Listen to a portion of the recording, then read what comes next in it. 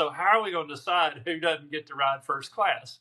And so I said, well, and we only had one senior on that team, Greg Caudle.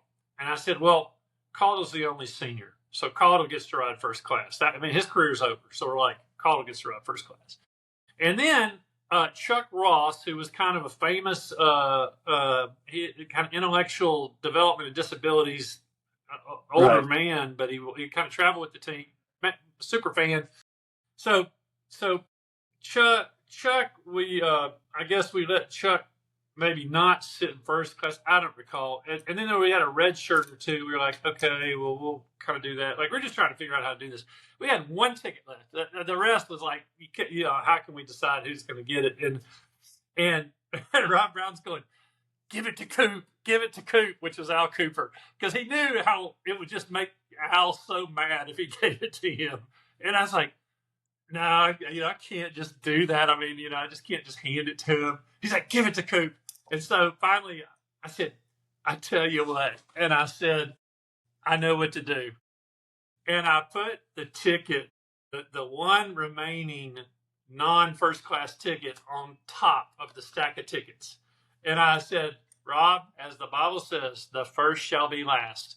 And so then I said to the whole team, I said, tell them the story. I said, we've got, and I pulled out the ones for Greg Caldwell and whatever. I said, we've got, first class tickets except, one ticket. And I said, and it's just whoever gets it's going to get it. And so I said, so just come on up. Well, Al just bust up to the front of the line. He comes up here and he grabs his ticket and he walks in and then he figures out, once you get on we're literally walking on the plane. I'm just handing him out right at the gate. Here you go. Well, it's just too late. And so he gets on there and he figures out I'm the one. And so he walks past first class and he sits down. And then we all start sitting in first class. And there used to be a curtain they would pull in first class. They don't do that anymore, but there used to be literally a curtain they would pull.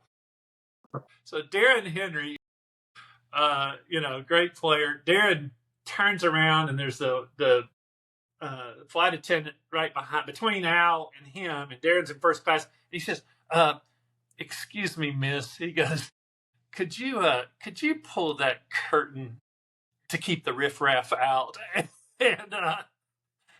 And he's looking right past her, and Al just lost his mind.